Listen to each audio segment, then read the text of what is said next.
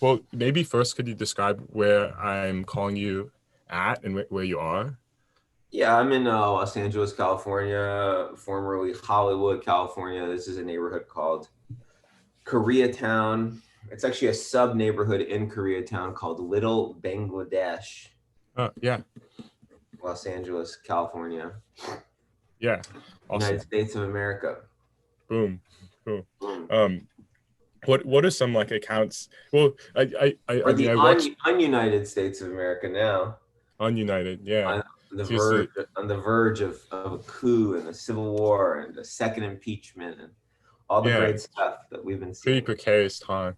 Uh-huh. Uh, True. this But yeah, oh, I saw your movie We Are a couple times or two times, and I really Uh-huh. enjoyed it. And Oh, cool. I really enjoyed the way you introduced characters. And I was wondering if maybe you could do like an introduction of yourself with me. Well, how did I In this, introduce the characters in that film? What did you like about it? you sort of talked about ways in which they live their life and how they differentiate from other people. Do you And mean through the voiceovers? yeah, They through were the introduced through voiceovers. voiceovers. So they were also introduced in this way that I liked, which is, text came up on screen, and while you're in the middle of the movie's already begun, really. It's Yeah, like, you know, introducing Andy Faulkner as Stick, yeah, Dasha Nekrasova is Vera. So you're immediately foregrounding the breaking of the fourth wall. I guess in this case, you could say Eugene Kotlyarenko is Eugene. yeah. I don't know. Have you seen any of my other films besides? You saw Spree, right? I saw Spree and Wobble Palace and Wonderful Oh, Cloud oh, so you saw and them. Okay, so you saw Wobble and Roof Cloud. So you know that I'm earlier in ones those too. movies, and I am Yeah, playing a character named Eugene in those movies and stuff. yeah, So it's not too, inappropriate for me to introduce myself as some sort of caricatured version of myself, because I am interested in, caricature and satire and stuff like that. And I've been, besides Spree in most of the films, I'm casting people who are playing some comedic variation on themselves. yeah, I can't really do the voiceover intro because I don't know. I'm not gonna like. I'm a pretty transparent person actually, yeah, so I don't need to. I don't hide anything in a voiceover. yeah, You know. yeah. But I guess yeah. So it doesn't need to be a voiceover as a way of hiding things. But I guess I think it would be yeah. We don't need to do this, but I think it would No, be I just mean, sort of. tell me what you're thinking. We can do Well, it. I'm I just just thinking about like talking about maybe what you're. I guess you definitely adopt exaggerated personas in your movies. Maybe a yeah. clear exaggerated persona perhaps is in We Are, right? You're talking about. I guess that's not exaggerated, but you have a voice in We Are, and that you're like Oh, saying to um oh yeah. So like this is one thing I wanted to do. We didn't have time to do it. Sorry to cut you off. Do you want? Sorry, you want to no finish? no no no But one thing I actually want to do. So we had that intro where it's like, whatever, Keith Paulson as Doug. But what I actually wanted to do, which we just didn't get around to because it didn't seem like it was top priority. And then by the time there was time left, it would be like 7 a.m. and everyone wanted to yeah go home and everyone's sick of me, whatever. I wanted to do a thing where each of the characters is like playing a VR game with a headset on, and then they turn around and they lift their headset up and they well say, "Hi, I'm Dasha Nekrasova and I'm playing Vera." And then at oh the end man, of that's so that, cool. I would do one too, and I would say, "Hi, my name is Eugene Kotlyarenko, and I wrote and directed this film." And it's a thing that you see in some of the Orson Welles films. I think that they do that in The Magnificent Ambersons. And it's also just a thing in some more, like theatrical 40s films and 50s films. They do the thing where they introduce themselves. It's not just like blah played blah, which is something that continues on and on. Like I watched Con Air yesterday, and in Con Air, hey roommate, and in Con Air, um, at the end they do a thing where they like show each of the actors as the characters, like Steve Buscemi as Greer Yeah, Garland or whatever, Garland Green. Anyway, I wanted to do that, didn't get a chance to do that, and what we have right now is a sort of vestigial evolution of that original idea, which is more foregrounding, even more foregrounding the sort of performance of the Yeah. performativity of the film. Yeah, I think it like just creates just a wonderful introduction to like thinking about like these caricatures. But yeah, so I guess okay. So I'm thinking like, so I definitely have some questions about We Are and some questions specifically about, I guess, specifics about your movie, but more generally, I guess much of what I'm interested is like generally the work of yourself as like a filmmaker and the nature of your work. And but I'm happy to talk about whatever. You don't have to talk to me about We Are, because this is not a live Q&A that we're doing. So you can just talk to me about whatever you want. This is for your that'd be radio awesome. show or your podcast or what? My radio show. Yeah, It's I a listened to college some radio of show, right? college radio. It's I had a college radio show too. You had K-Chung radio too. K-Chung is really awesome. I had a K-Chung radio show, but I also had a college radio show. It was called WBAR. Oh, I know W Bar. Yeah. Oh yeah. Okay, cool. Yeah. So I had a show on W Bar. Yeah, it's great. Yeah, I'm the station manager of the station, so I'm like the guy in A Wonderful Cloud, pretty much. Right, exactly. That's what people think about me. It's pretty. Yeah. That's funny. And then you're like, hey, how's it going, guys? Like, what are you doing after the show? That guy is named Zach Shipko, and he was is an interesting artist. I think he basically has like a full-time job as like a tech person now. But I follow him. Oh, cool. So do you know that? So Tucker, who edited We Are, and who was a PA and who eventually edited We Are, is actually also a filmmaker, and he's made 5 movies. And the first movie he made is called Why Are You Weird? And that is starring Zach, who played the station manager. Wow. Is a really good movie. And it's on YouTube, called Why Are You Weird? And it is an inspirational movie to me, because when I was making my first movie, Zeros and Ones, it was taking forever to make, and it was really complicated. A lot of people were involved. And then I saw Why Are You Weird on this website called Just Chillin', which was a kind of art gallery online that changed exhibitions every two weeks. They would give the website to a different art. It was a great idea. I don't know why more things don't do that. And I hit them up and I said, wow, I love this. Why Are You Weird? I want to make a movie if you guys are down with it. And they gave me a slot. And that's why I made Skydiver, which is, I don't know if you saw that, but that's a all webcam based kind of, I don't know what it is. It's a diary movie about a failed romance that leads to domestic terrorism.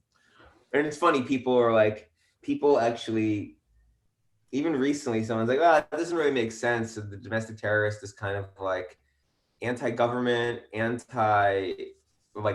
anti-government, conspiratorial, and kind of has like a religious Islamo zealot energy. And I was like, guess what? All those people who attacked the Capitol, they have ideology, like some weird mixed ideology that you don't even understand. Like, some of them are probably white supremacists and whatever, anti-Semites and, racists and stuff. But a lot of them have just a really weird mixed, like sort of conspiratorial, anti-authoritarian ideology, which also is probably very religious on some level too. Like QAnon is the sort of religiosity in QAnon. Anyway, the point is, Why Are You Weird was an influential movie to me. And once I made Skydiver, that made me realize that I'm just going to have more fun if I make movies with my friends. Because Zeros and Ones, I didn't really make with my friends. It was me trying to make like a real movie, but on whatever, the production of it felt like a real movie. And then, I spent the next basically 9 years up until Spree making movies with my friends. So I think Skydiver was sort of the key that unlocked that mode of production for me. Yeah, that's awesome. And it was very funny to see Zach Shipko. I've seen his work before, and I think it's like interesting work. Like, oh, so you've seen his like web art, his net art. Yeah, he's an interesting artist for sure. Yeah. Well, okay. So maybe what I was thinking about is like a way introducing, and I guess we got to talk about QAnon. So we're already talking about it a lot, but just whatever. maybe thinking about what kind of Instagram accounts you follow and what kind of Twitter accounts you follow. It seems like and like maybe like if you feel like on Twitter, like I guess most filmmakers have like very, I guess, sort of like detached understanding of the internet. And I guess when I'm reading some of the reviews on Letterboxd, people say this is a movie, or for Spree, they say this is a movie about the internet by somebody that actually knows the internet. And and then you read I some think there's reviews. Then you read some reviews that are like, oh, these fucking boomers, these Hollywood boomers, they don't know what the fuck they're talking about. So everyone has their own fucking opinion. Anyway, I started to interrupt you. Keep going. No, I think I'm just, so one is like talking about like the nature of the accounts you follow on Twitter and Instagram, because I think that there's a lot of similarity to ones I follow and gravitate towards. And then just generally, maybe if you can sort of like interact with a question like this, but do you feel like on Twitter, you're in the right sphere, like you're in like the place where the right people are, or you're just following your friends? Because it seems like you're connected with a lot of like these I think in both bigger cases, figures. I think in both cases, Instagram and Twitter, I'm literally just following my friends. I can't even think of any account. Maybe Drill, at Drill, DRIL. It's probably one of the only accounts I follow where it's like not my friends and not anything, just like, oh, this persona or the thing this person is doing is interesting to me. I mean, there's probably a few meme accounts on Instagram that I follow that I think are funny, that I don't obviously know the people. Like one that I like is like humiliate my dick 420. I think that's a good one. And there's a few meme accounts, but in general, I'm following people that I'm friends with or that I think I could be friends with, someone that I think, oh, this person's actually interesting. Maybe I'll put them in a movie. Maybe I'll fall in love with them. Maybe XYZ. And so you just follow them and you see if they are actually interesting. If they are actually interesting, then you just try to DM them or talk to them or whatever. I'm just a human being, I don't like, I don't really listen to like podcasts or something like that, because I have other shit to do. I'm not trying to hang out with people I don't know. You know what I mean? That makes a lot of sense. Yeah. But I mean, like there is like, I think particularly on, well, two things. So one is that like, I'd like an Instagram, like, I still have an Instagram account where I think I thought of it as like a way of like collecting people that are like interesting or like, just sort of because I'm interested in thinking about social media and it feels like it's productive for me because I like thinking about it. So, and one of the accounts that I followed was yours, like maybe a year ago or 2 years ago. And that was before I knew you were like a filmmaker, I guess, just like sort of like interacting with things you would post, which is, I guess, a sort Why of did you odd thing. follow me? I think you were like connected to like mutual people that I followed. Like who, like Dasha? Maybe Dasha, but I don't think it was through Dasha. I think it was through someone else. But I think like I don't know. I think like I didn't know you were a filmmaker. I didn't know you were a filmmaker, and then I watched the movies. Then I was like, oh wow, this is somebody I followed on Instagram for like a year. And but it's sort of like, I mean, a lot of people. Like movies? I like movies a lot. Yeah. So why do you think it is that people who like movies don't know who I am? I mean, you're not alone. Yeah. Well, what is it, do you think? I think people like movies for odd reasons, and I think that like I don't know, a lot of people don't know about many filmmakers. Like a lot of people don't know about like John Cassavetes, or don't know about like. But you know about movies, right? So for instance, like I would say Spree, which is, like a movie that has real actors in it and a real budget. It's not like We Are. It's not like a lark of a movie that I made with my friends, right? Spree is like a real movie-ish. Yeah. I would say most people who are interested in movies do not know that it exists. Yeah, it's true. So I'm trying to figure out why that is. Is it because the poster that they forced me to put out sucks? Is it because there's no A24 logo in front of it? I think that's a huge reason. I saw your review on you Letterboxd. saw my review on Letterboxd, right? Yeah. Yeah. So I mean, a large part of this whole thing is, I mean, you could call it marketing, but really a bigger part is just called drinking the Kool-Aid. You know, Yeah. People think that they have an interest in something, but they're actually not exploring things. They're not really that curious about what's going on in the space. They just need to be told kind of what is the cool signifier. Yeah. And for whatever reason, Spree did not enter the space of being understood as the cool signifier, even though I would say that the movie is cooler than any movie Most that of the came movie. out in 2020. I I mean, would agree. it's clearly a movie made for cool people to see, because if you're not cool, you won't really get a lot of the jokes in it or a lot of Yeah. what the movie's talking about. And so this is a frustration that I feel. And no, but I mean, I'm just, yeah, it's interesting, right? Because you're following me with whatever. I'm friends with certain people. I may be posting some memes, or I'm posting some content that is like, oh, this person seems interesting, blah blah. And yet you're not familiar with my films, and that would be But I watched all of okay. your movies. Yeah. And that would be okay if the movie sucked. It'd be okay Yeah. if no one knew about my work, if the movie sucked, or I was just a hobbyist, or I was just like trying to make money off of this thing, or making derivative things. But I actually, again, I'm gonna sound like a fucking egomaniac on this phone No. call. But I actually think my films are like substantial. They are maybe a little bit goofy and maybe a little bit kind of silly or something. But in terms of like entertainment value or the things that I'm interested in about cinema, they're substantial enough to be warranted as being seen by people. So anyway, I don't know, these things have a way of sorting themselves out, and I really don't mean to sound like I'm complaining or You're like not. whatever Yeah. bitter or something. I think it's a matter of time, I hope, but I'm just gonna keep doing what the fuck I'm doing. Anyway, yeah, so you saw my movies, you're like, wow, okay, this person is not just online personality, whatever.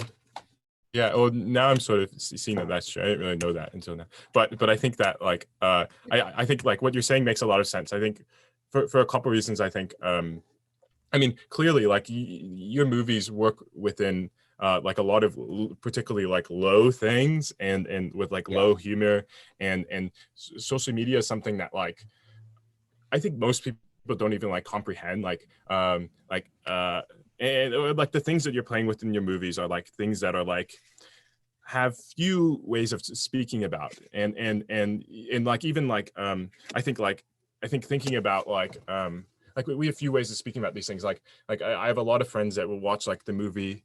Did you freeze?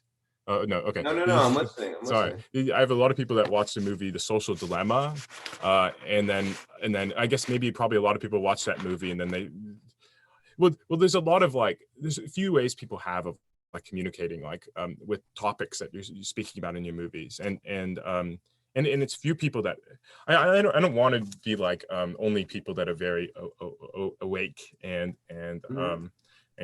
aware can understand your movies, but I think that like you're playing with many things that like I mean somebody who's into film can't signal that they are also into like low concepts of like of I guess like niche internet ideas. Like people very much fall into like particular archetypes, and I mean a lot of your movies explore that kind of thing, but it makes it very hard for your movies to be like recognized. But I think like for people that get your movies, I don't know if they get your movies, but get joy and sort of like understand like the magnitude of your movies. I think it's very clear. Like for me, like when I saw your first movie, I think the first movie I saw was Spree, but like then I watched like your earlier movies, and I think like what you're doing is very clear and very important and poignant. Like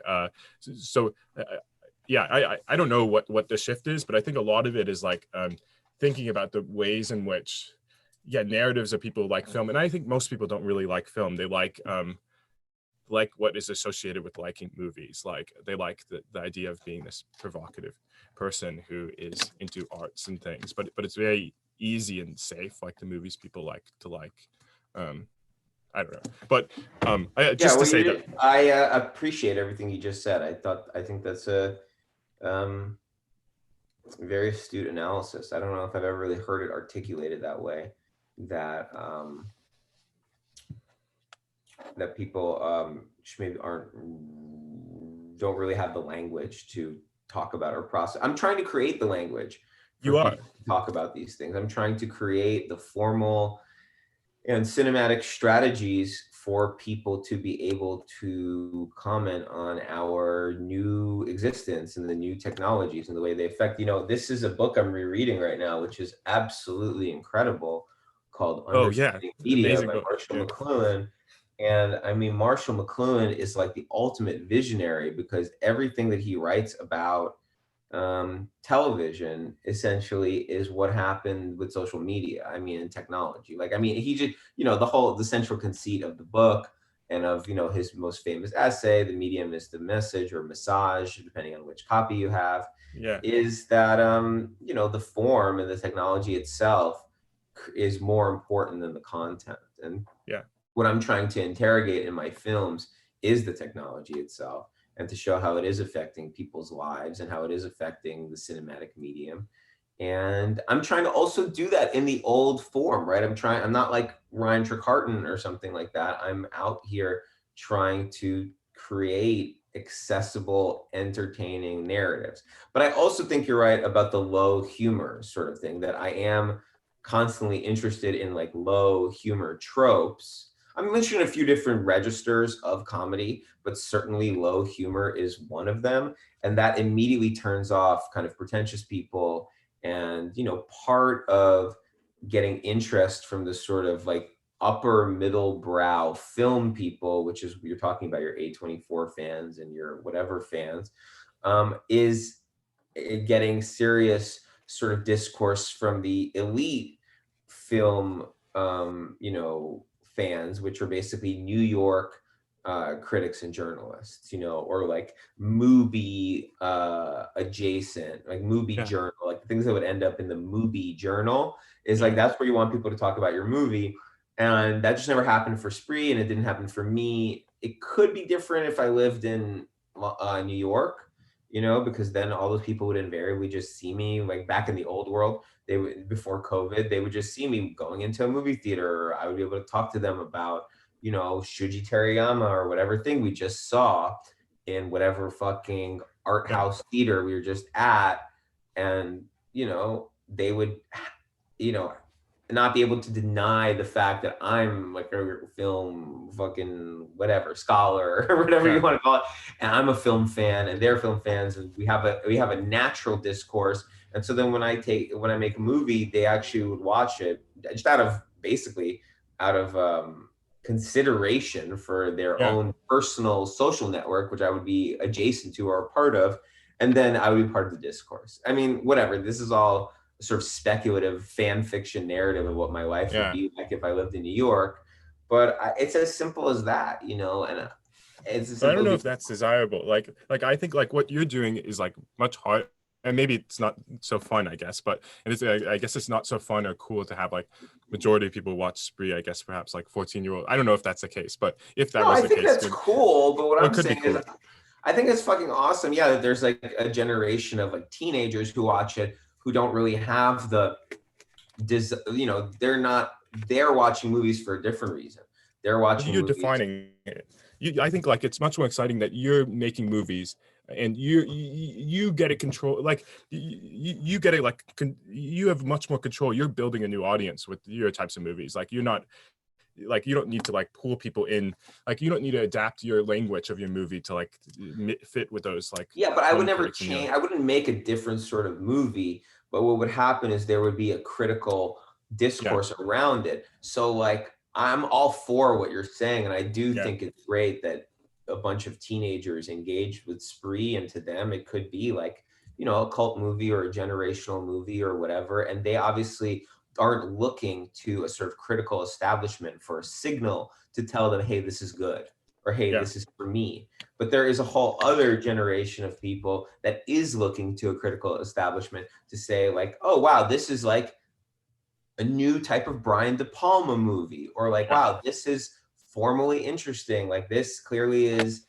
influenced by whatever fucking Peter Greenaway, or so these kind of Yeah. more tenuous threads that are running throughout the movie that are more sophisticated, that need a sort of context for the average person to be like, oh, this is actually innovative and smart, as opposed to like retard Black Mirror or whatever most normal film reviewers from normal publications wanted to write the movie off as.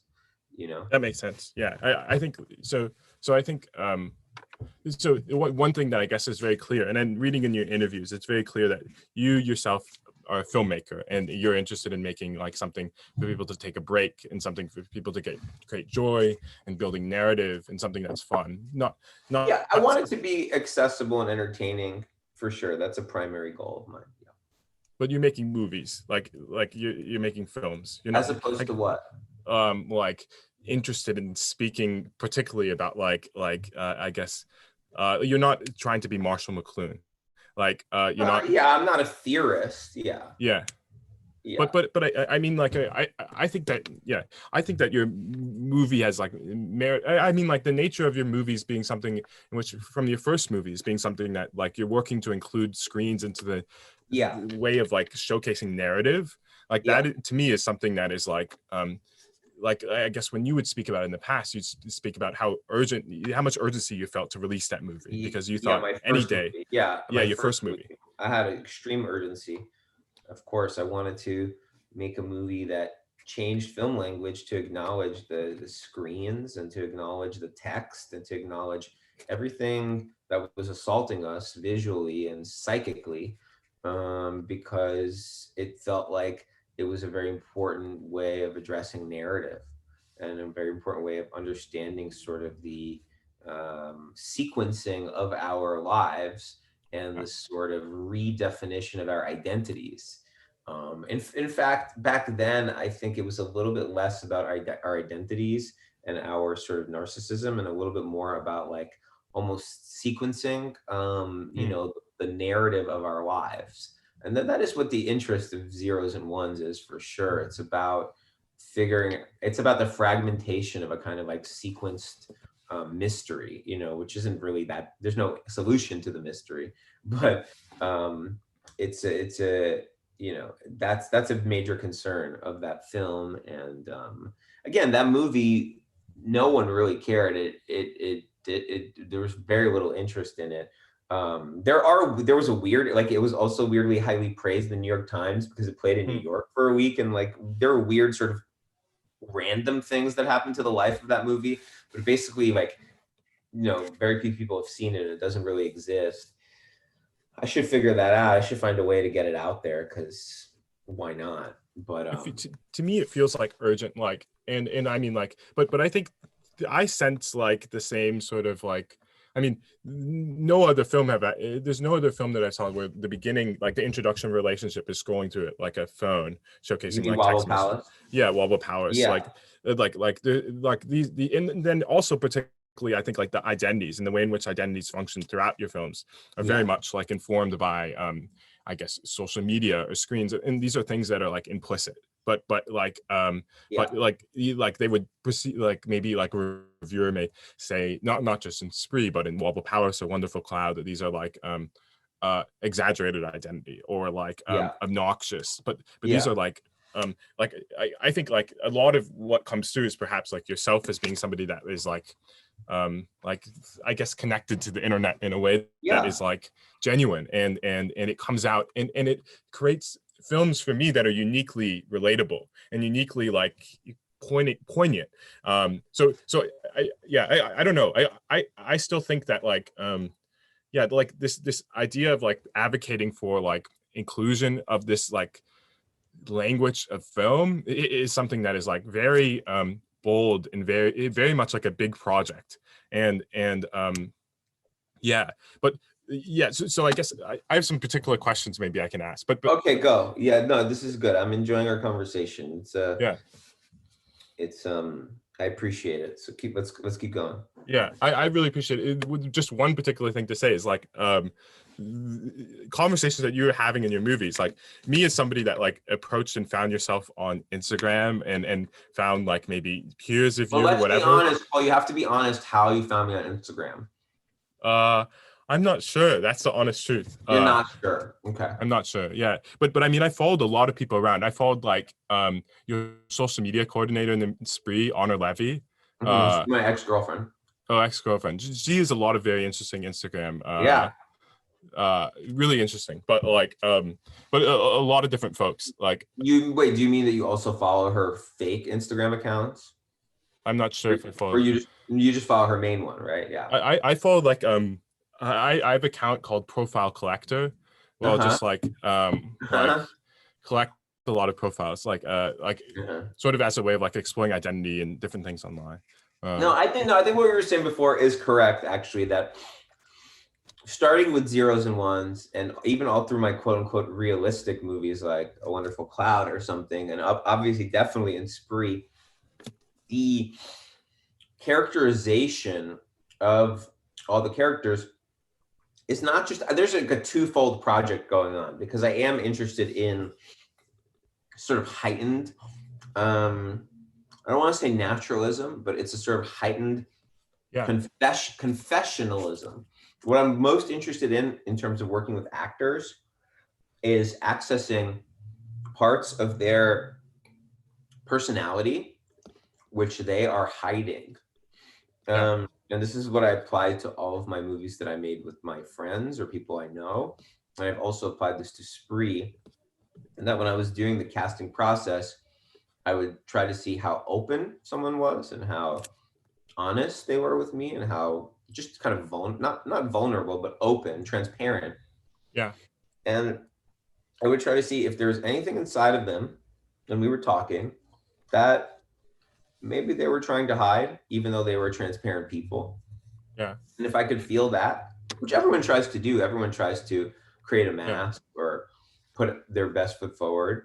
But if I could see that they were open people and there was something deeper there than they were just going through the motions, that would make them a really good candidate for being cast. Because I don't know what they're trying to hide, but that would be the crux of what is interesting about their characters. You could see that in the interviews. Yeah. How do you mean? Like I could see like some sort of like way in which they're, I don't know, like I think I've watched a lot of the interviews of you with like the actors, and there's some sort of like peculiarity or for We Are of Spree. I watched it, and there's some peculiarity. I mean, you're putting on a performance and things. These are like a movie at Sundance that's different than I guess most of your movies in the past, but there's some peculiarity in like the way in which you're interacting and the way in which they're like thinking of you as a director, and I don't know. I think the way in which how do you mean? Like they're scared of me or something? No. I think they're sort of in awe and yeah, I think they like me. I think I have good relationships with all of my actors that I work with, because after the movies. Yeah, after the movies and during the movies and whatever. I mean, I'm not hanging out with like Joe or anything, but I mean, I like Joe and Joe likes me. I think I have good relationships because I have a different kind of project that I'm interested in with actors, which is helping them. And I think this is part of the reason why actors become actors, is so that they can tease out and explore things that most people cannot explore in real life. And that doesn't just mean, oh, I have a gun now and I'm killing a bunch of villains. It means I'm going to explore the things about myself that make me uncomfortable, because this character allows for it. And what I'm trying to do is just actually say that's what the character is.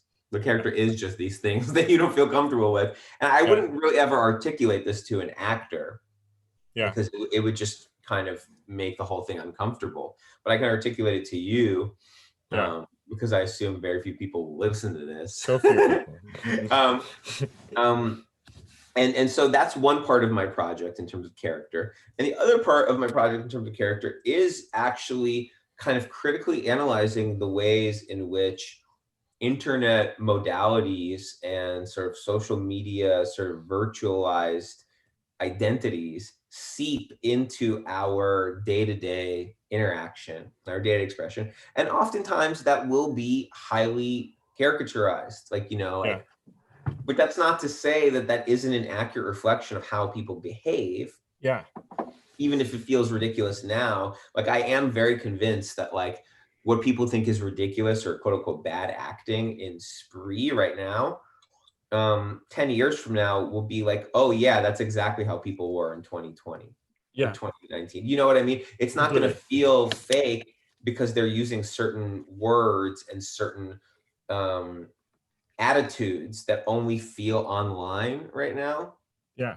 Because that captures the essence of a certain cultural moment more than if people are quote unquote fully naturalistic, you know? And they're all on camera throughout the movie. Like the cameras Of course, are they're like all present. performing. Yeah. They're explicit. Yeah. And just to be clear for anyone who hasn't seen Spree, but what Cole's saying is that the movie foregrounds the idea that it is a live stream. So people are not just documented by a, you know, invisible camera like in a normal movie. In Spree, people are being documented by a camera that they are aware of. And so they are, you know, partly performing for the cameras. And they're on like a movie camera as well. Like I mean, like I think your movies, like I guess your movies, like I think there is caricature that is like beyond just like the extent to which they're performing for like the live stream. There's caricature that is like playing with the idea of these characters in movies and tropes in movies, and but yeah, that's in every movie, I guess. But I guess one thing that you were just speaking about was like the split between like a social media identity and a real identity. And I think in your movies you kind of seem to like flatten these two into just but like does the split, I guess this question is, does the split constitute a significant difference in your films? So do you describe perhaps like the activity that you're doing as a filmmaker is sort of like flattening like the dimensions of characters? Because no, I mean, I don't think about it so consciously as we're discussing. Yeah. I just see it in the reality of it, at very least the performativity of people's own social media, you know, because there was a word they used to use a lot more, which obviously everyone thinks is a joke now. The word like authentic. Is it authentic? Yeah. Is someone, oh, you can tell the difference. Oh, this person is a corporate shill, but this person's account is authentic. I mean, I think those notions of authenticity have really fallen by the wayside, but you know, you can always just see it in like 100% performativity, even in the most authentic accounts. And so, I mean, that's just kind of what I'm trying to reflect. Yeah. I mean, if you look at Zeros and Ones, the first movie, I mean, those people it's practically like he is exploring people's profiles or going on a message board. I mean, the behavior in that film is almost message board behavior in terms of just like how trolly and insecure and hateful everyone is towards each other. And I would say Spree is definitely has the same DNA as Zeros and Ones in terms of the type of interactions and the type of sort of like hateful behavior people show towards each other. And I think that is a big part of the DNA of the internet and social media. This is a certain type of vitriolic self-defense that manifests itself as like kind of innocent bullying or something, or just a kind of like selfish kind of bullying. And I mean, you can see it. I mean, what is the coup, the attempted coup on the Capitol, if not the real world manifestation of internet sort of persona? I mean, you know, it's schizophrenic for sure. But I mean, that's what it is, right? It was people who were role playing online the idea of radical kind of revolutionaries exposing a conspiracy and exposing a fraud. And then that their online personas all just became real for 3 hours, you know? Well, they're still filming. Exactly. They all just continued LARPing, but in real life. And that is the thesis of my movies, you know? I don't feel like, I mean, like, I think, so when I'm watching interviews or reading interviews about like Spree or reading reviews, it seems like, I mean, I guess often there's like different ways people interpret it, as like a silly, stupid movie that's like all the characters are exaggerated and dumb. Maybe perhaps some people would say, but other people would say this is like a social media critique, and I don't feel that as like a current in the movie. I feel like I see, I mean, perhaps there's some critique embedded in it, but I feel more of like just a sort of like some sort of articulation and adding social conversations that you're having to like the present. Like when you speak about a movie, like you talked about the movies that are influences. I'm talking about Spree a lot because I watched We Are, and I've been very busy since We Are, so I haven't had. Let's talk about Spree. But I watched VR. I just haven't thought about it as No, much let's as talk Spree. about Spree. Yeah. Spree to me is the most interesting movie to talk about. Yeah. With someone like you who thinks about the internet, Yeah. because it's a movie that, like I was saying, I don't really think has had any, or like, any substantial discourse around it in this way. Yeah. Yeah, but I mean, so I guess this is, yeah, but I don't see it like being evocative as like a critique of social media, but sort of like an inclusion, like a experiment in using like this language that you're using, and more than anything, like I see like you mentioned Taxi Tehran as like an example of influence, and beyond. Yeah, I saw the movie, but I mean, like 2 years ago, I saw like the first Iranian new wave movie, Iranian new wave movie, and I was just completely sort of like just what shifted. Do you mean the first? Your first? My first. Yeah, I watched. Which one was that? Close Up. Yeah, Close Up. I watched almost all of. I watched like Close Up and lots of his movies. Like A Moment of Innocence. Did you see the one called 10? I've seen clips of 10. We talked about 10 in a sound studies class that I had. Yeah. Well, 10. The reason I bring up 10, right, is because it's 10 segments in a car.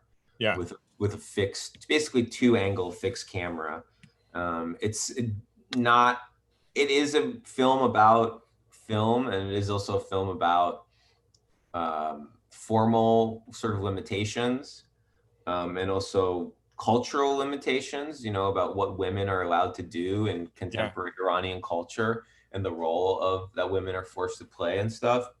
But, it's not as sophisticated on a storytelling level as Taxi Tehran, which is a very, very unique and interesting diaristic film about traversing, different classes, different ideologies, and doing it in this covert way while, that Jafar Panahi is not allowed to make movies. He's banned from making movies. So it's just, and it also deals with certain formal limitations and strategies to work around those limitations. And it's a brilliant film. Yeah, it really is. But I think like generally like the way I interact with those movies, or when I like for me that like adds a dimension of filmmaking. Like I guess many movies play with the idea of filmmaking, but in some kind of way, I guess just like new wave films did. But like I think like playing with the idea of like documentary and reality, to me, like your films are like advocating for a different language, like in line with that, like a language of like extending the boundaries of like, I guess perhaps like internet identity or social media into like this medium of film. And it's, I guess it's interesting that you're so set on film being the way in which to showcase this, because there's less tools you get if you're making a movie in a screen. Why are you like, I guess you're a filmmaker. Well, I don't know. There's less tools. There's constraints.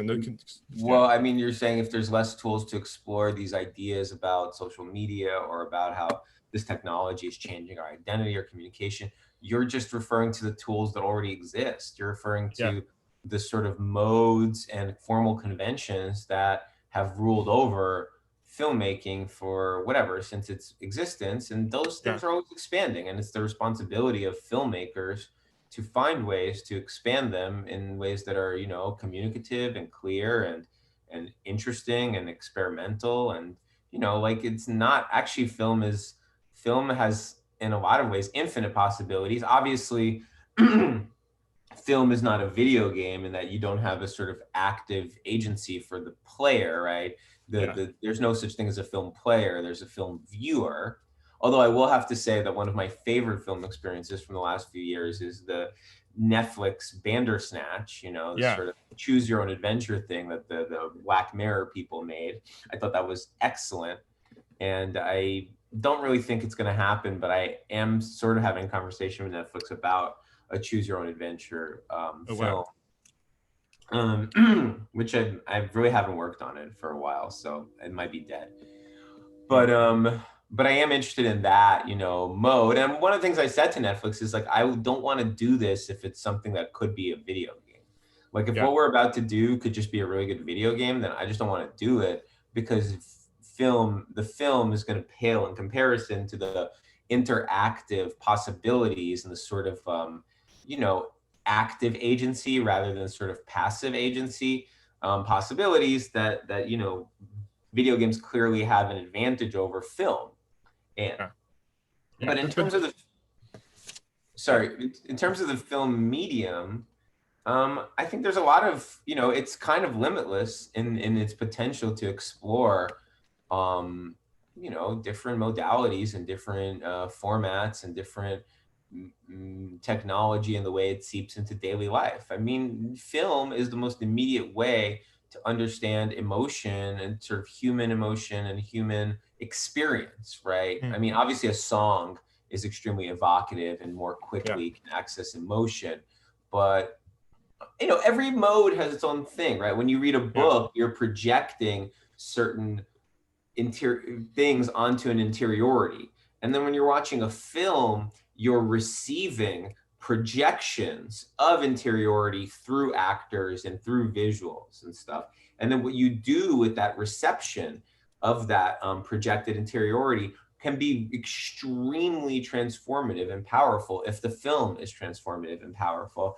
And there's nothing like a film to create a vibe. You can't fucking create a vibe with a fucking 10-hour series. I'm sorry. You could tell a maybe complex and nuanced story that a film might not be able to explore, but you're never going to create, like, no one's going to finish watching a series and want to like be the character. I mean, look, there are certain transcendent theories, like there's certain transcendent things in every medium. You have your Sopranos, you have your Death Note, you have your long form things, like you have A Tale of Two Cities, you have fucking Brothers Karamazov, you have your long form serialized thing that makes a holistic impact. But by and large, series are handicapped by their sort of like inability to transform people's psyche and to transform people's souls. Yeah. Well, I guess one thing that's just to say is, like, I mean, it's very clear that there is some sort of crisis in cinema, at least at this moment, right? Like most of like the mode in which people watch films is with like a phone present. I guess they're swiping Tinder as they like watch your character swipe Tinder in like Wobble Palace. Like there's like and people are watching films not on like in a theater as much, I guess, particularly now with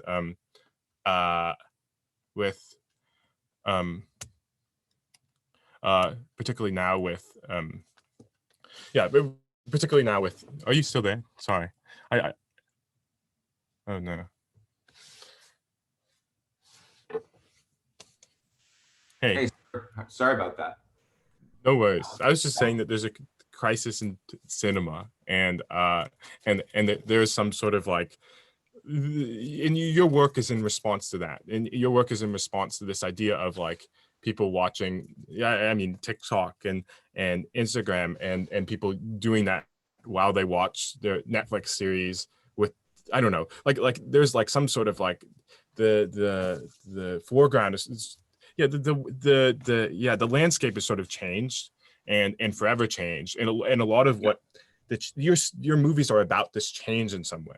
So it's interesting that you're sticking with it and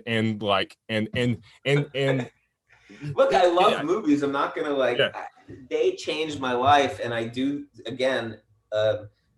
believe that there is a superiority to the medium and to the potential for the medium in its synthesis of storytelling and image and performance and whatever else, music, the way it synthesizes all the other mediums is superior to the purity of those other mediums on their own, including games or including whatever. So yes, but I don't. Yeah, it is a crisis. It's hard. Like the mission statement of my first movie is like movie screen is no longer the dominant screen, and we need to understand that, and we need to address that within cinema.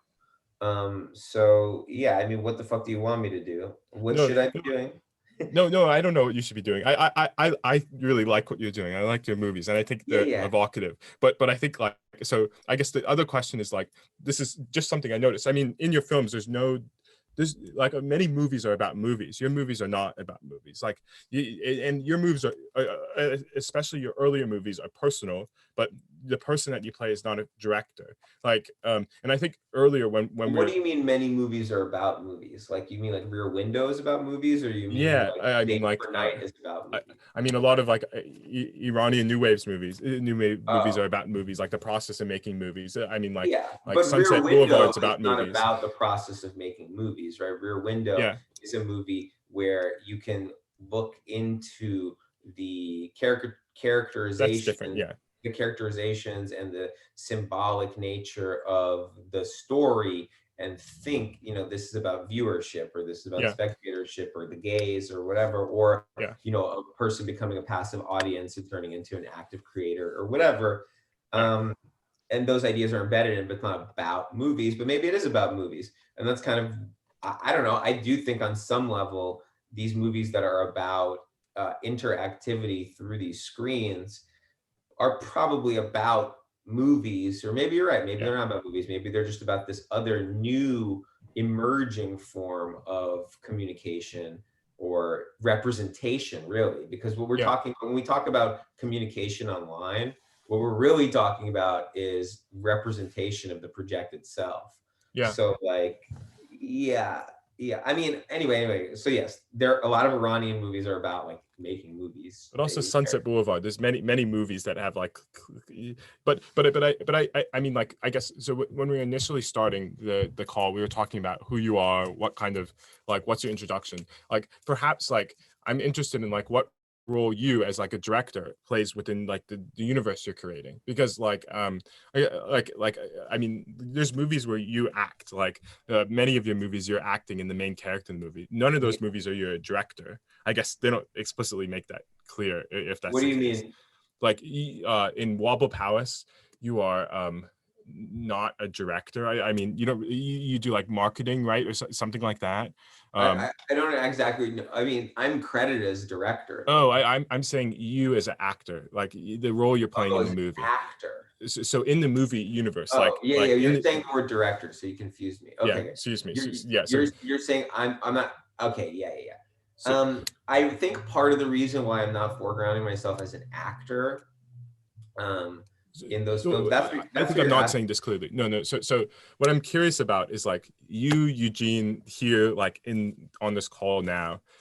What your identity is doing in these universes you're creating. What the identity of a director of movies is doing in the universe of the movies you're creating. Like in what I'm saying, the universe, I just mean like if you were a friend at the radio station when you went in and were on the radio show, there's nobody in movies that I've seen that you make that makes movies. Like sometimes in movies there's a director that's there and you play yourself, or you play, a lot of your movies are very personal and they're about you.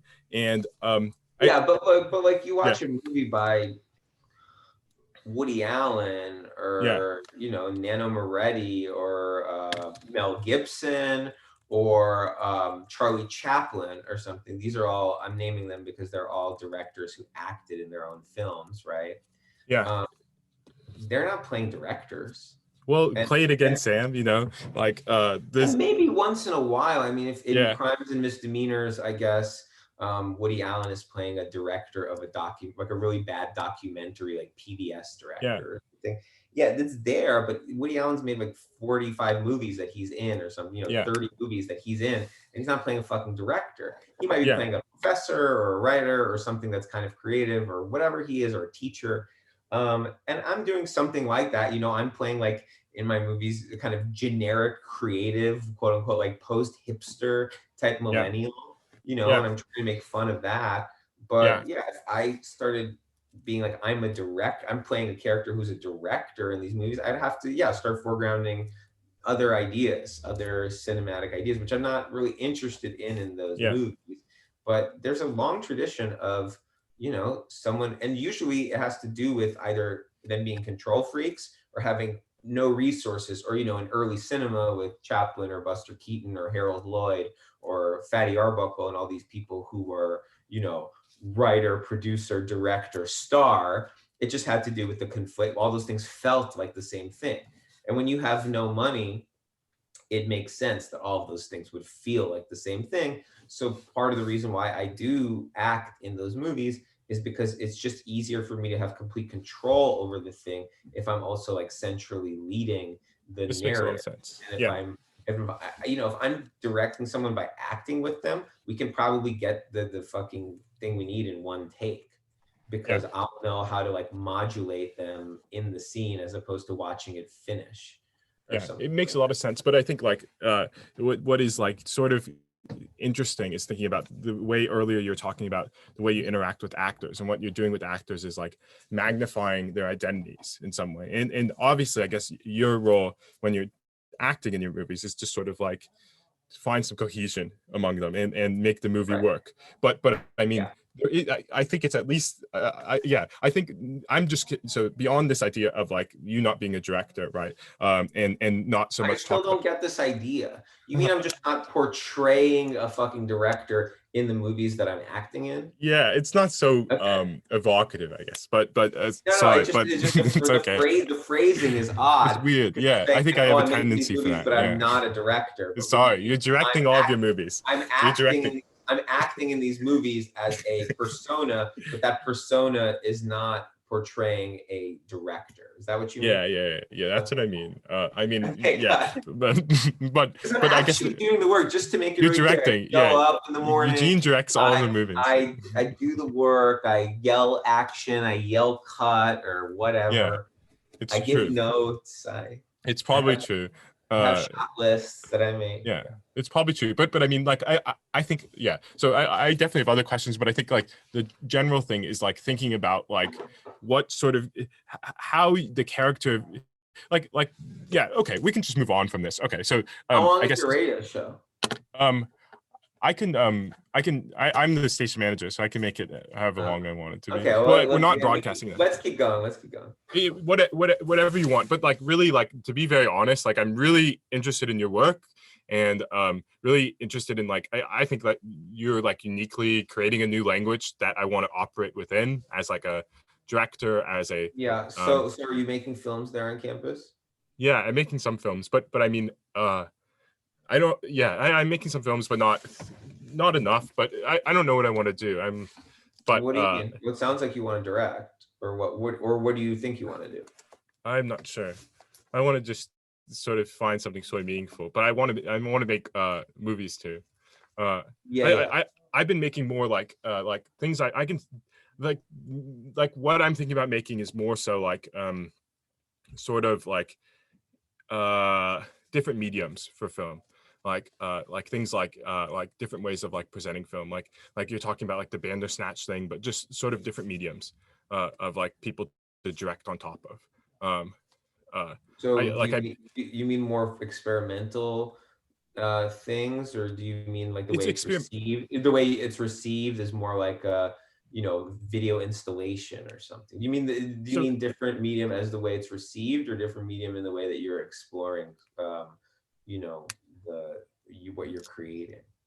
Well, the way it's received, like I like one website that I made. I can show you what it looks like, but it's really just like it looks like Omegle. I've been very interested in Omegle for a long time. It's like very interesting. And it like just made a platform that is the same thing as Omegle, but directors can make it all fiction. And I don't know like the rule of this, like and I'm just sort of curious. I don't know I'd be curious to see it, because it's not exactly clear what you mean. Like, so I get it, Omegle. There's Look. I don't want to look at it right now. I can't. Okay, it's we shouldn't look at it. Yeah, but like, but it's pretty But like, look, I'm sure that I will look at it and I will hit you up to just be like, yeah, oh, okay, now I get it, or like yeah, actually like this doesn't make any sense, or actually this is not necessary. yeah, yeah. But I guess so. A question that goes along with that, and I think Yeah, a lot of questions I'm asking are generally like just things I'm very curious about as you are somebody that's been working on movies about screens and about yeah, identity from the internet for a long time. Like yeah. me, I'm very curious about it, like curious about like the boundaries of the films, curious about like the various things.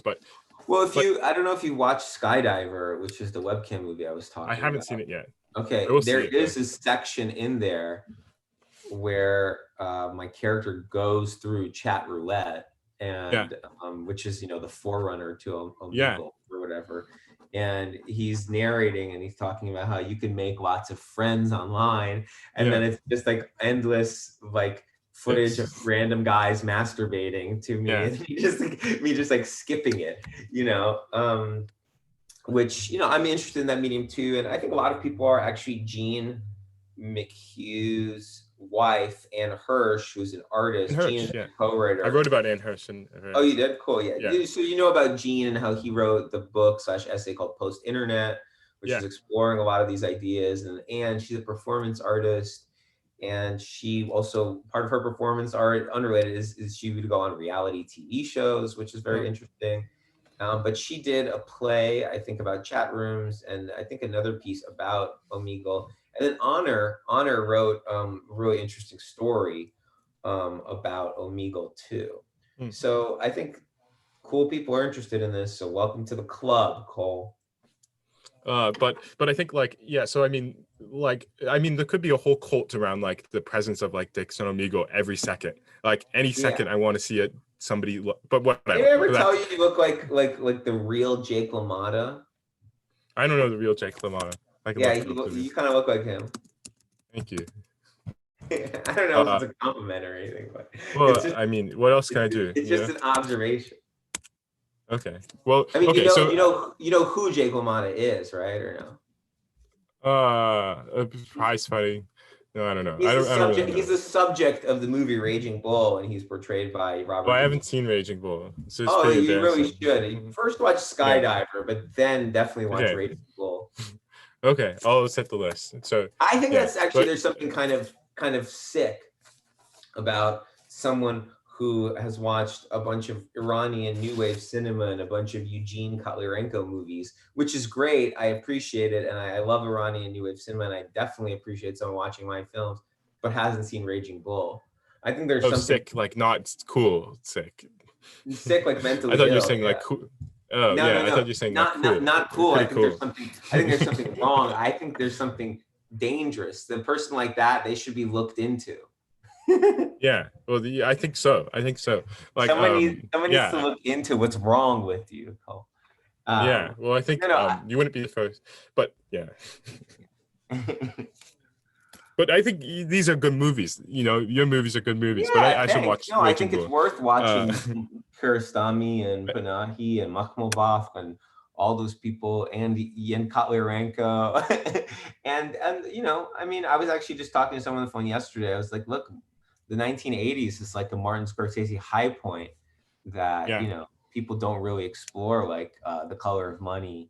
People, he made a great short film in Life Lessons, which is an anthology film with Francis Ford Coppola and Woody Allen. Oh, sorry, New York Stories is the anthology film. And Martin Scorsese's segment of that called Life Lessons is unbelievable and so good.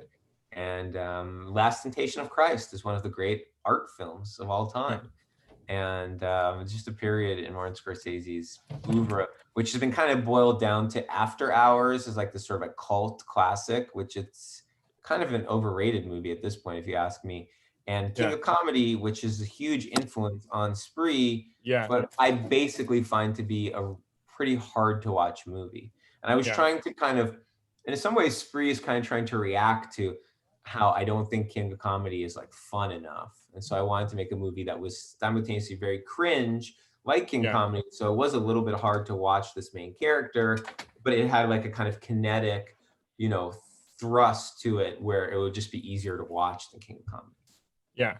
So, okay, maybe getting back into a couple more questions, if that's okay, that would be wonderful. Let's really end it though by 11:30, if that's okay. Definitely. Yeah. So, okay, cool. So, I think like, well, so I guess I'm curious about like the boundaries of your films. I guess it's a pretty present thing that you're responding or acknowledging every review or comment about your movie.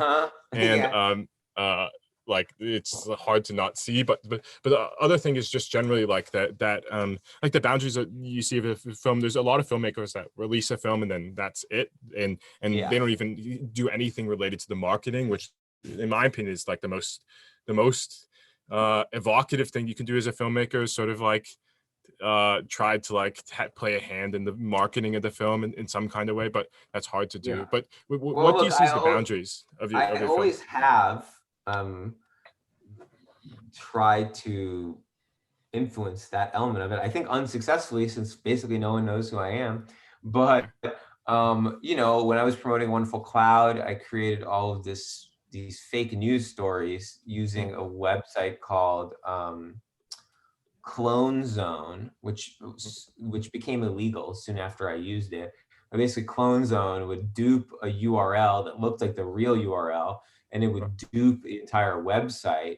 And so I would write these fake Hollywood Reporter articles or a fake Box Office Mojo article, like saying all this fake stuff about how amazing The Wonderful Cloud is and how there's going to be a remake with Dustin Hoffman and Meryl Streep and all this shit. And people believed it because it looked totally real, you know?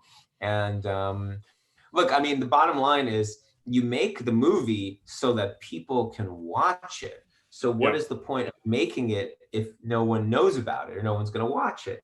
And because none of these movies have real studio support or marketing support, I felt it was my personal responsibility to try to promote it.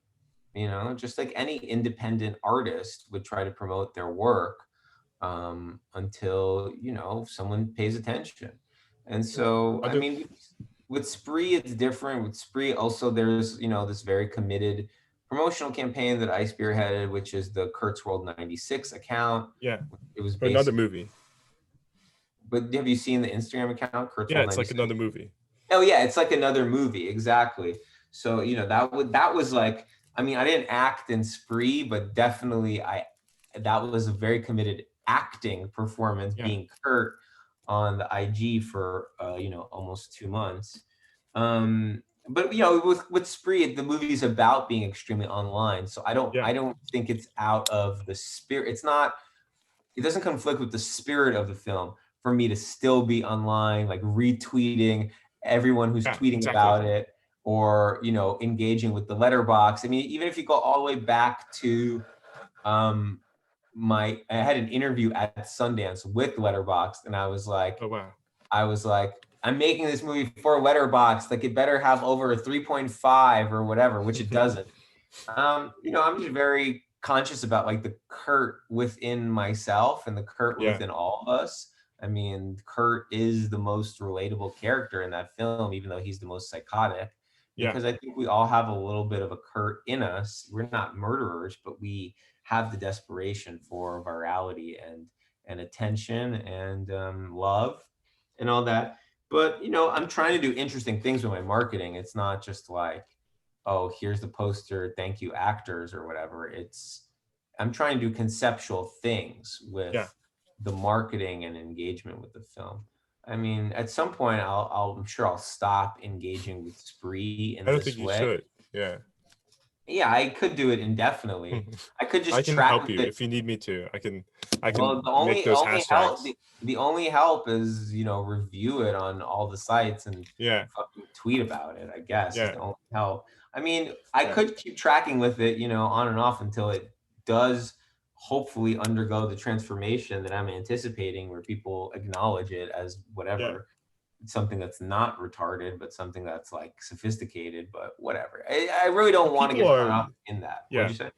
Yeah. But I think people are very resistant. I mean, a lot of what supporting Spree does sort of problematizes a lot of like signals that people use to seem like alluring and cool and intelligent. Like so I don't know. So it's a hard movie for people to sort of like Yeah, to say. I completely agree. I think once people get over their hangups of like the signals that they need to send out to seem intelligent or to seem like to have sophisticated aesthetic, and just realize like, oh, hey, actually the point of a movie is to have fun. But you know, a movie accrues that sort of signaling value over time, right? So once a Yeah, movie becomes 5 or 10 years old or whatever, then you can start saying, oh, I'm signaling that I like this movie because it's not new or something, you know what I mean? So yeah. there are I mean, different that ways makes a that lot of the sense. movies accrue that sort of superficial value in which we use cultural signifiers to show people that we're sophisticated or that we're cool or that we're Yeah, you can sort of desirable. ironically like the movie, but Exactly. like, Or yeah, yeah, not ironic in but the sense that you're making fun of it, but ironic in the sense that you have a distance from yeah, your standing of it. Your standing of it has to yeah, do with sort of already canonized attitude that you don't yeah, have to be the pioneer for canonizing. exactly. Yeah, but yeah, and I mean, yeah, and I think like I think any good movie should have that sort of resistance. Like, and I mean, it's not so pleasant, I guess, but like if you're doing new things, then that resistance is sort of there. But I Right. I mean, mean, the dream of the filmmaker, right, is to make like Boogie Nights or something where yeah, you're the resistant. There is no resistance. It's just praise. But yeah, I mean, look at something. Yeah, obviously, you're right that a lot of movies that historically are meaningful were met with resistance, and I would never put Spree in the category of like really big culturally challenged movies like 2001 or like Citizen Kane or something. But the reaction to those movies was not homogenous. It was extremely divisive.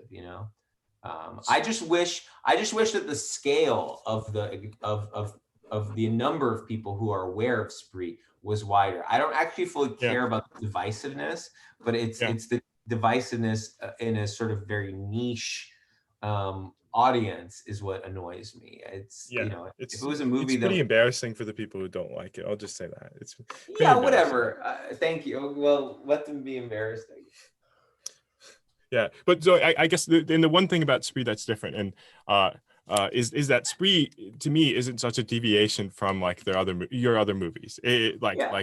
You're continuing sort of the thing, and this is maybe you're unveiling to the public in some kind of like commercial way. But yeah, but I guess so.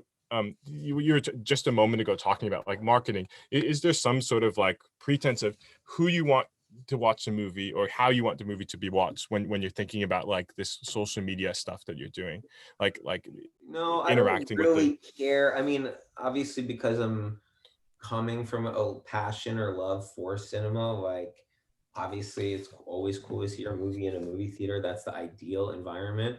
But I don't care if someone is watching it on their phone. And also don't really care if they torrent it or whatever. Like however you can yeah, get the movie, in my opinion. But no, I don't have an ideal way of watching it. I would hope that they're paying attention. yeah, um, I always like it when I read a review and people are like, "Oh, I couldn't take my eyes off of it," or "I didn't look at my phone once," because the movie is like, if you're a cigarette smoker trying to quit and you watch a noir film and they're smoking cigarettes all the time, you're gonna want a cigarette.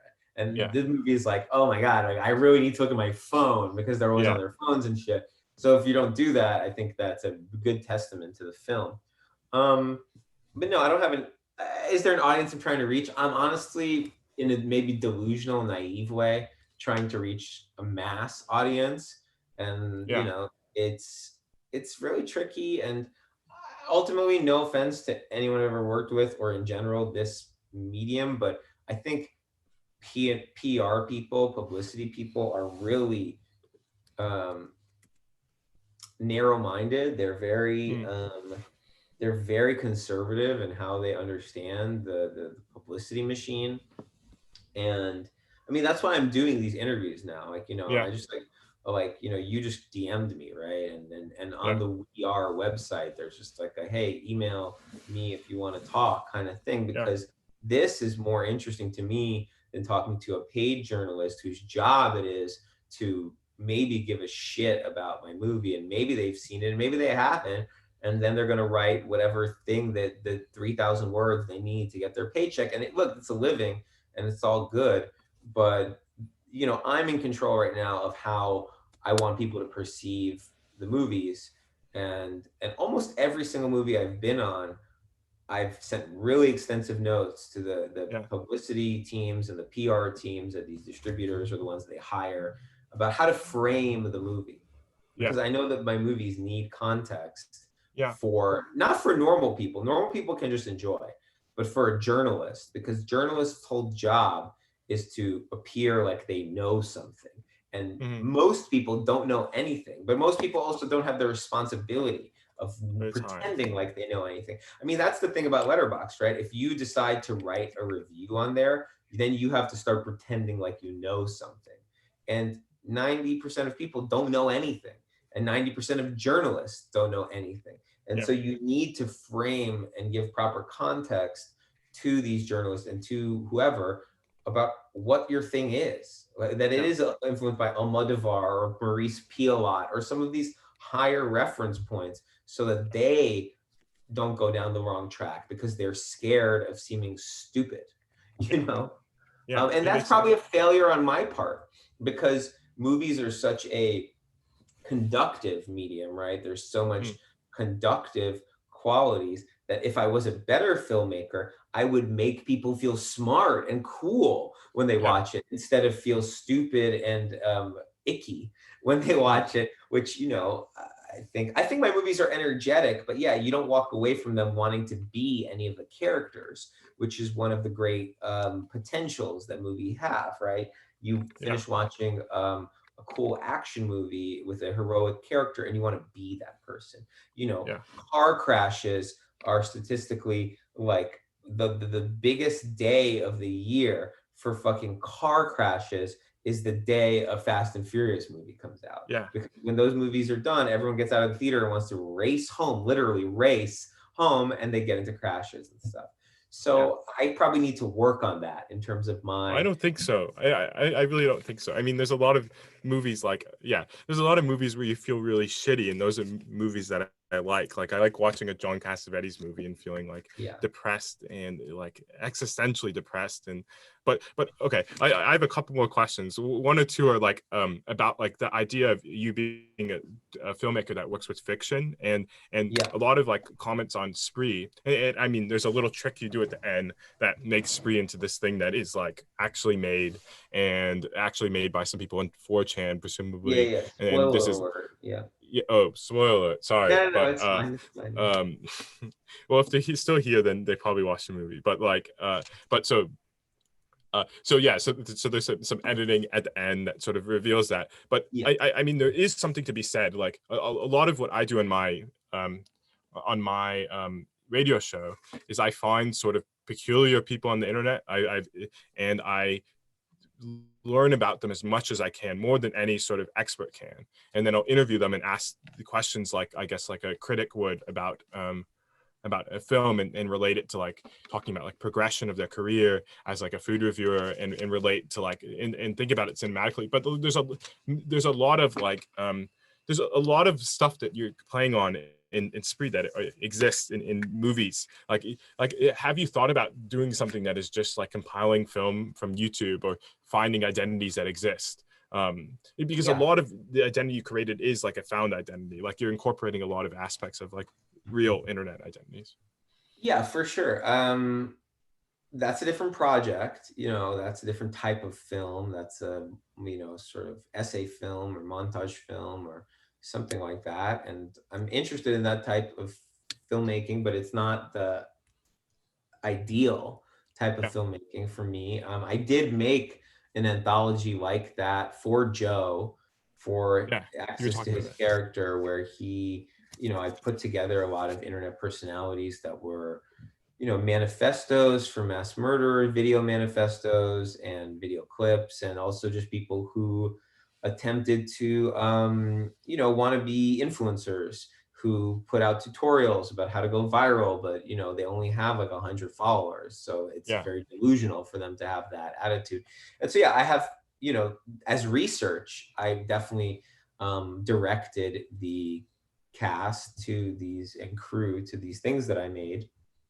But I don't think I would make a primary source. I will never say never. I mean, I am interested in sort of the documentary form, in that I don't really like it as a form, or the majority of documentaries I think are very like boring magazine articles, and that's not Yeah. really the potential of cinema. So anyway, yeah. I mean, I'm interested in all that stuff. Anything that you can edit together and turn into something new, I'm interested in. Yeah. I just asked that because it seems like you were saying you do something like that for the, at least for Spree, you made something sort of like that. I mean, I not made like something like one. that. Yeah, for Yeah. Joe, I made Yeah. a cringe compilation of Yeah. these Kurt-esque characters that he could draw from, and he did a wonderful job of drawing from it. And he's a really good actor. He's a really good actor, and I just want to find the right role to work with him again. And I have no doubt that he will be like, I don't want to say generational actor, but in the like on the like A-list top tier actors in the next 10 years. Yeah. I mean, I think it's, yeah, I don't know much about Joe Keery. He seems like a nice guy, and He's he super did nice. incredibly well in the movie. Like really, really He's a really sold the good actor. movie. Yeah, Amazing. he's great in the movie, and he's just very sensitive, and he like all the performers that I like, is creative and constantly thinking of ways to keep things exciting, but he also has the precision and professionalism of a professional actor, so he's able to replicate performative notes and sub notes again and again if I Yeah. need them and if I want him to.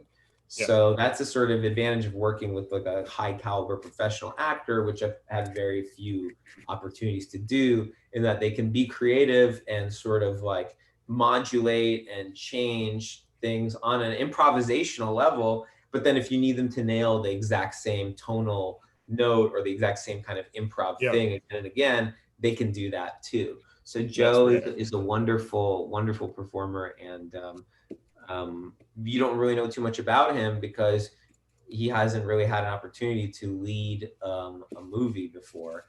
And Yeah. I think hopefully He's in after a band, Spree, I think. I know. hopefully after Spree, people will allow him to do that more and more, and they'll get Yeah. to work.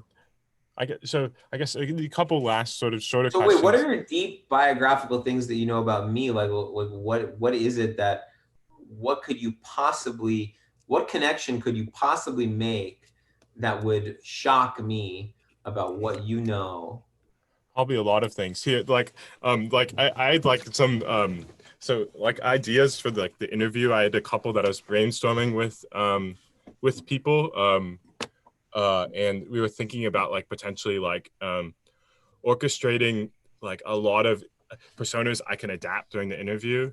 And I was gonna share have like if I share my screen with you, I've like here, I'll share my screen with you. Okay, share your screen with me. Because we were going to look at your Instagram account, right? That was gonna be a plan. Like I had this prepared. It's like I was gonna do something more intense than this. Okay, But well, like, let's go to the Instagram account. Let's do it. but no. I was gonna do something much more intense, like make a new social media account, and then I was gonna have like Tiny porn young open. blonde fucks and Yeah, I thought it'd stuff. be very fun, and then I have Wait, but was it that really did. intentional? What are you getting rid of these things for? Why did Well, you that have was porn intentional. up? That was intentional. But why? Well, I just wanted to see how you would react Why to are it you while doing? interviews. Well, I just wanted to see how you would react to it while interview was happening. But we Yeah, didn't do it. I think it's funny. I mean, Yeah, well, it's maybe a little annoying, but like, I don't know. But like I was just curious. fanmail.biz. Yeah. No, this is fine. I mean, live out your intention. I mean, I don't want to prevent. No, I don't think we need to do this. But I think But what were you even gonna do? You were gonna scroll on my Instagram and try to make fun of it, or try to troll me, no, or I was I gonna. don't. You I'm were not. gonna ask me questions about posts. I can answer that. I'm not No, I'm a very positive person, and I don't good. like That's to very important. say negative things about people, like That's very unless important. they're really shitty people. I Yeah, actually tweeted about that yeah, the other day. I said, if you are a troll and an enjoyer of life, then you can fuck with me. yeah, But if you are a troll and a hater of life, then please fuck off.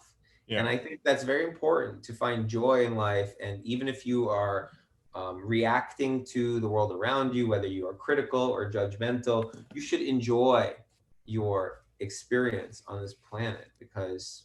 Yeah, exactly. And I really admire your work, and But and now I'm just curious what you were gonna do. I mean, like, well, I had the bold ideas, but those kind of fell apart. Like some of the ideas were I was gonna make a full new like internet account and really try to like signal different internet personas, like and break those like constantly.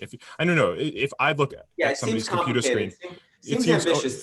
Save it for is your overly thesis. ambitious, especially while I'm in school. Yeah, overly ambitious. Save it for your thesis, Cole. But Thesis, no. yeah, but I guess save it for your performance art thesis. no, I'm not majoring in film or anything. I'm I majoring in know. yeah. What are you majoring in? Oh, something very stupid, but I'm majoring What in is it called? cognitive science. That's fine. Why is it Yeah. stupid? To understand Well, the it's human sort of mind. no, It's I'm not very. interested in it. I'm writing about like sort of history of science. So I'm interested in that. Like sort of like yeah, and a minor in art history. So it's okay. History Yeah. of science. Yeah, that's very interesting. That's very Yeah. similar to this. This is what this is. Yeah, exactly. Yeah, yeah. Intellectual history, history of science. Like it's like what you do in your movies. Like getting engaged in many narratives and many personalities and things. It's enjoyable. Yeah. Interesting. Yeah. Well, keep me in the loop on what you're writing, what you're doing. I Yeah. think I appreciate how your perspective on things. Okay. Do you want to ask me some of these last questions? That would be wonderful. So I guess the one or two questions I saw you tweeted about deplatforming of Trump, and often throughout the interview you were talking about like, I guess we should reference that when we get moments to. But I guess I'm interested in like if that brings you any thoughts about like your work, because I think that your movies are like one of the only places where we have semblances of critique of social media in a extant like sort of removed medium. And yeah, what do you think about like I guess a place for critiquing these platforms, because you definitely can't do it on Twitter, right? Or on Instagram. Like maybe another medium has to be the place we critique Yes, I social media. believe you could do it there, but there are certain meme accounts or there's certain Twitter accounts that I think are very critical of the platform that they're on. Yeah, But you're right in that by they seeing them disappear. there, not that, but actually by experiencing them there, it sort of defeats the purpose, You're buying it. right? Yeah, the By spectacle. by experiencing them in the space, by experiencing the critique of the space within the space, you basically ultimately are complicit in the parameters of the thing. It's a little bit like, in the art world, they have, oh fuck, I forget what it's called, but it's basically a critique of the art world or the art It's market through your Sierra is like art, yeah, but your art is still for sale and it's still being shown within the gallery space or museum or institutional space, even though you're trying to critique that, you're inevitably still complicit in the sort of, thing that you're against. And so you're right that a sort of a different medium looking at these things can be more critical because it's not ultimately complicit in the sort of capitalist or whatever framework those things operate in. But yeah, I mean, as a person who's just trying to express themselves and who believes in free expression, and who definitely does not think that like Donald Trump is a genius or is necessarily should be afforded like a huge platform, I would definitely fight forever for him to not be censored. You yeah, know, yeah, even I mean, I'm Jewish. There's a huge energy of anti-Semitism in the QAnon and sort of Trump supporter movement and MAGA and all yeah, that stuff. I mean, I think it has to exist. I mean, it has to. Like, I just think that censoring um, hate speech is basically the same as censoring love speech. Just yeah, speech. yeah, And I think it's wrong to censor ideas because when you censor ideas, I mean, I think more articulate and intelligent people have thought about this and written about this. But when you censor ideas, they just basically percolate underneath the surface and they fester. and they evolve and they turn into much uglier things. Whereas if you allow people to voice, ridiculous ideas, then there's a healthy discourse where those ideas can be disproven, Yeah. and basically, yes, there have been toxic and cancerous ideas that have driven the course of history, whether you look at fascism or some other form of authoritarianism or communism or whatever, and people are easily guided by the wrong ideas. But that's not to say that tech companies censoring people isn't just a different form of bad idea. Like, I mean, now we're in a snitch culture now. We're in a culture where normal people want to suppress speech, not only of others, but of themselves. There's a lot of self-censorship going on. And these are all bad ideas. They're not as bad as violent racism or violent whatever, whatever, but they are, in terms of the spirit of the thing, they are as bad, Yeah. and ultimately the spirit of the thing is what changes the culture, Yeah.